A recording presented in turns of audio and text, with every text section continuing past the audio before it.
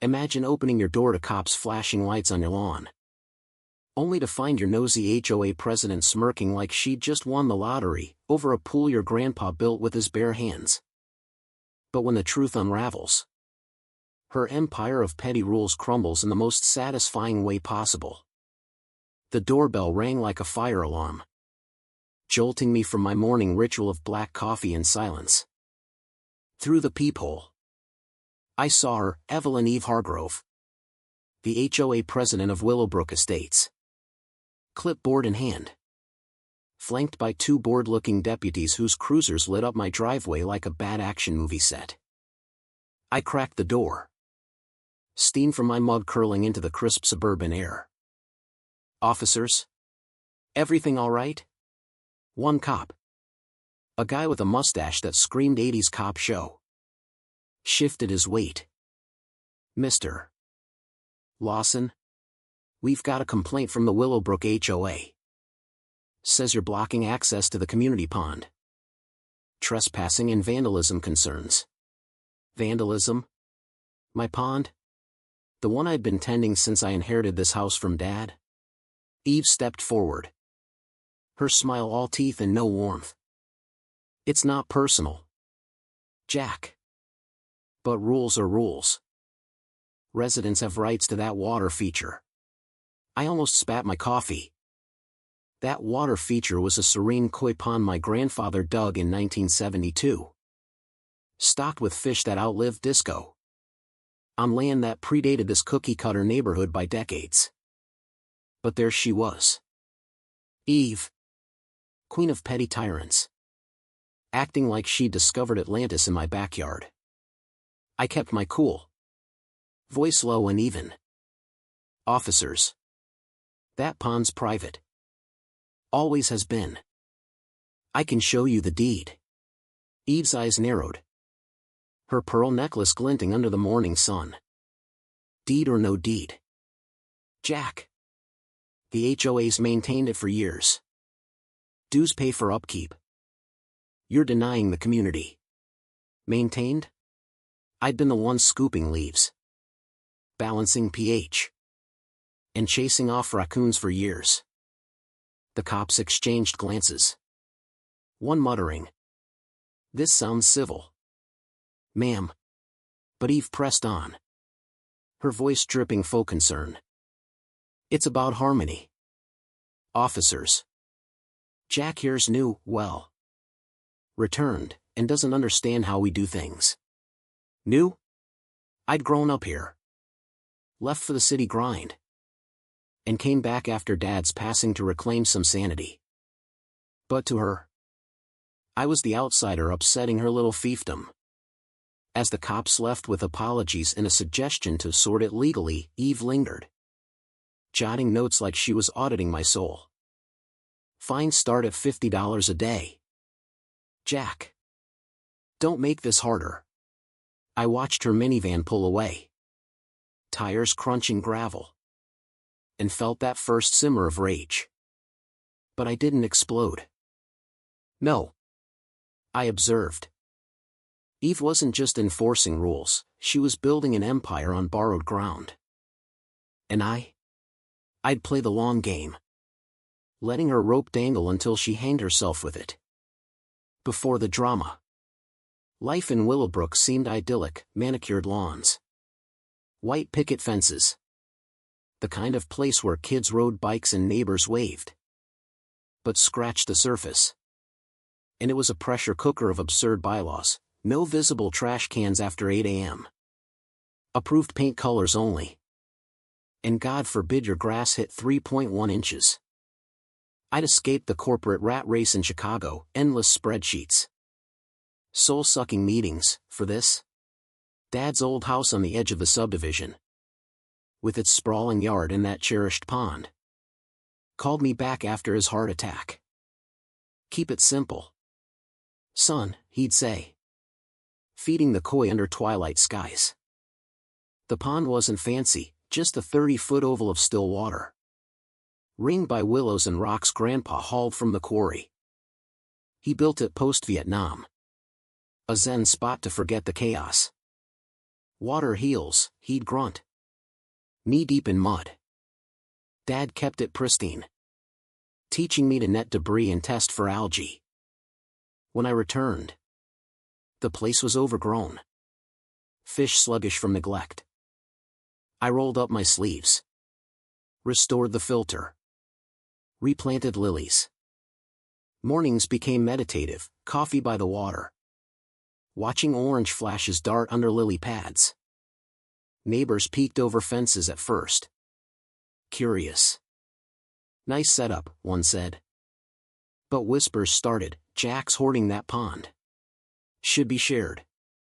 Enter Eve Hargrove, a retired accountant who'd clawed her way to HOA president. Blonde bob. Sensible flats. Always for the greater good. But her good meant control, fining folks for unapproved bird feeders. Organizing voluntary block parties that felt like interrogations. She eyed my pond like it was her missing crown jewel. I ignored the stares, focused on reclaiming peace. Until that first notice arrived. Tucked in my mailbox like a venomous love letter. The envelope screamed official, Willowbrook HOA seal. Gold embossed. Inside, a typed missive, notice of violation, unauthorized restriction of community water amenity. It claimed the pond fell under HOA jurisdiction due to historical access and demanded I unlock the gate for residents. Penalty, escalating fines. I chuckled darkly, historical access? Grandpa's deed from '72 showed the property line hugging the pond tight. The subdivision sprouted in the '90s. Their fence butting right up against mine. No shared anything. But Eve's letter oozed righteousness, for the benefit of all. We must ensure equitable use. Equitable? I'd seen her at meetings, preaching community spirit while vetoing a kid's lemonade stand for lacking a permit. I crumpled the paper, but didn't toss it. Evidence, I thought. Smart play. Days later, she showed up unannounced, knocking with that insistent rap that echoed authority. Jack. A word? She stood at my gate, sunglasses perched like a judge's gavel. I ambled over, feigning surprise. Eve. To what do I owe the pleasure? Her lips pursed. That notice wasn't a suggestion. Open access by week's end. Or fines kick in. I leaned on the fence. Casual. Fines for what? My pond's not yours. She flipped her clipboard, pointing to a smudged map. See here? The plat includes this water body. Residents complain, kids want to fish. Families picnic. Complain?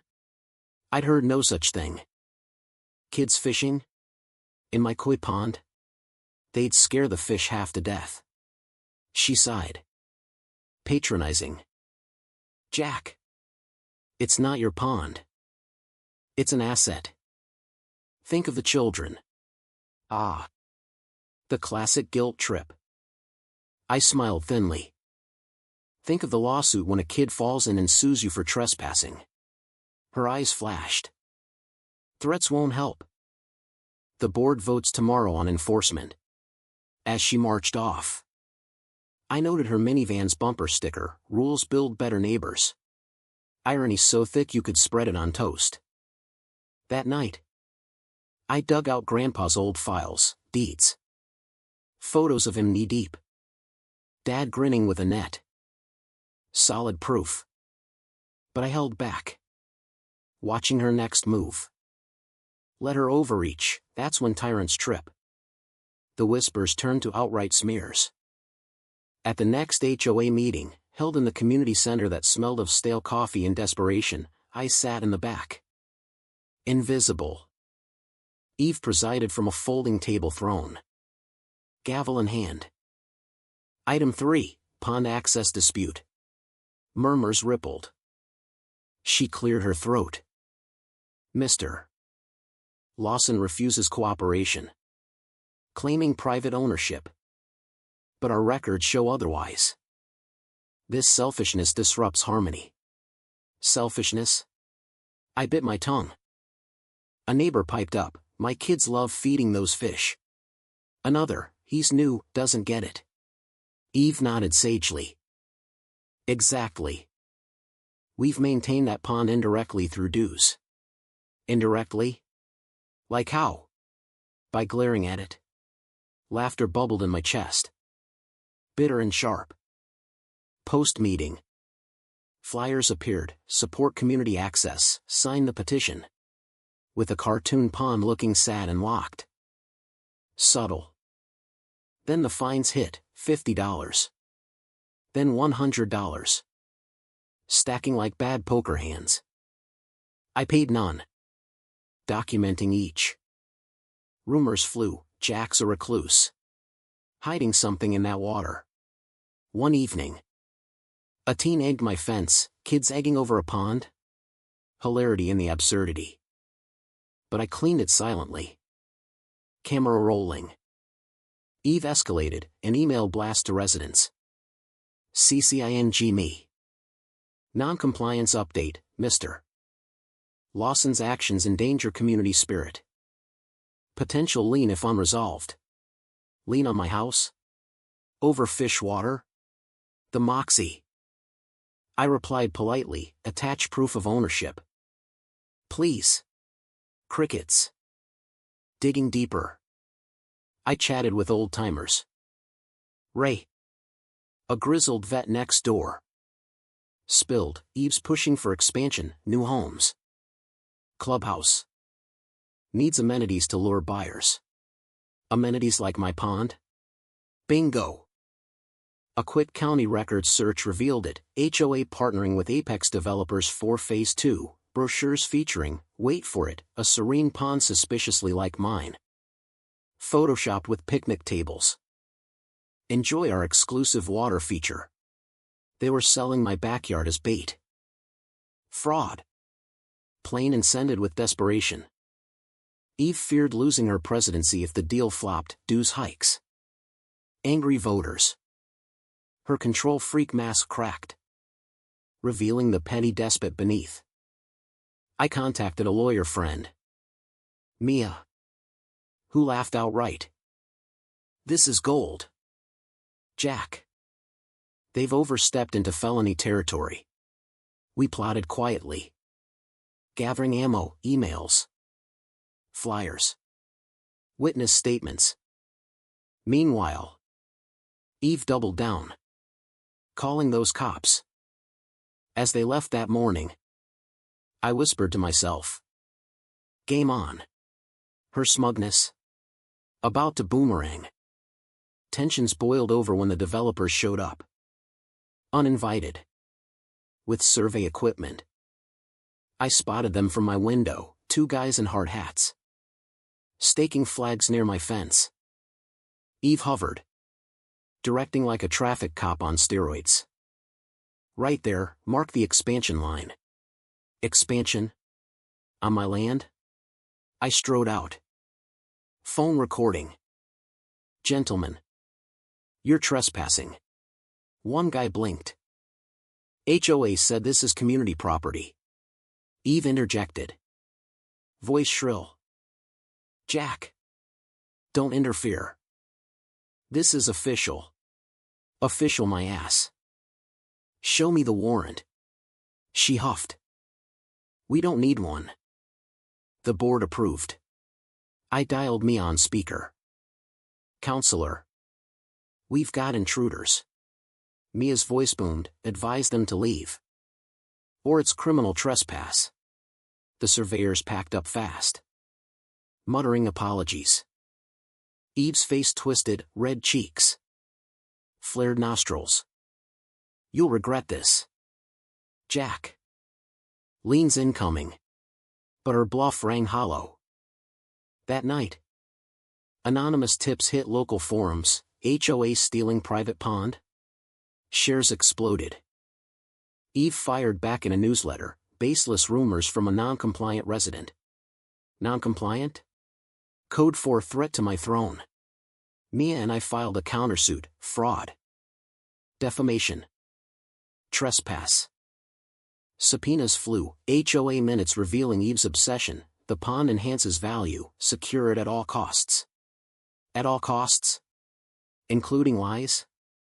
The board meeting turned circus, residents grilled Eve. You said it was ours. She stammered. Miscommunication.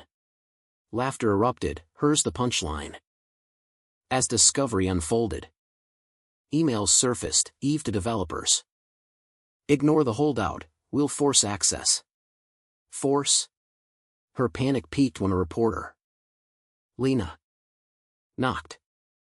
Care to comment on the fraud allegations? Eve slammed the door.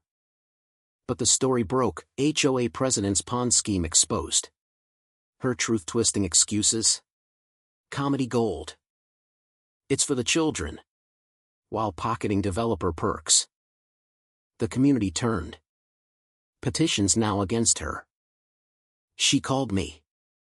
Voice cracking. Jack. Let's settle. No need for court. I paused. Savoring. Eve. Rules are rules. See you there. Her gasp. Priceless. The dethroning loomed. Court day dawned bright. The kind of irony that bites. The chamber buzzed, neighbors. Press. Even Ray with popcorn. Eve sat ramrod straight. Lawyer whispering frantically. Mia opened, Your Honor. This isn't a dispute, it's deception. She laid out exhibits, Grandpa's deed. Tax stubs. Brochures with my pond circled in red. The HOA fabricated ownership to inflate property values. Eve's attorney countered weakly, historical precedent. Your Honor. The judge. A no-nonsense woman with wire rims. Snorted. Precedent without paper? Try again. Mia dropped the bomb, internal emails proving Eve knew the truth but pushed anyway. Fraud for profit. The gallery gasped. Eve testified. Voice quivering. I acted in good faith. For harmony. Harmony? The judge eyed her. By slandering Mr. Lawson and marketing his property? Eve's confidence shattered, sweaty brow. Stammered denials. It was a mistake. Mistake? Like her entire reign. When I took the stand. I kept it simple, that pond's my family's heart. Eve tried to commodify it for her ego. The judge ruled swift, ownership confirmed to Mr. Lawson. HOA to cease claims. Refund dues. Face fraud probe. Eve's face? A mask of shock. Mouth agape like a fish out of water, her water. Gavel down. Cheers erupted. Outside. Lena cornered Eve, resigning? She fled. Minivan screeching. The board dissolved. Developers bailed. Residents got refunds. I restored the pond. Adding a plaque, built by hands. Guarded by truth. Neighbors visited respectfully now. No entitlement. Eve? Demoted to obscurity. Her clipboard a relic. Legacy won. Arrogance lost. But here's the twist, was Eve the real villain? Or just a product of a system that rewards petty power plays? You decide, did Jack overreact? Or was his patience the ultimate revenge? Drop your thoughts below, let's debate who truly owns community.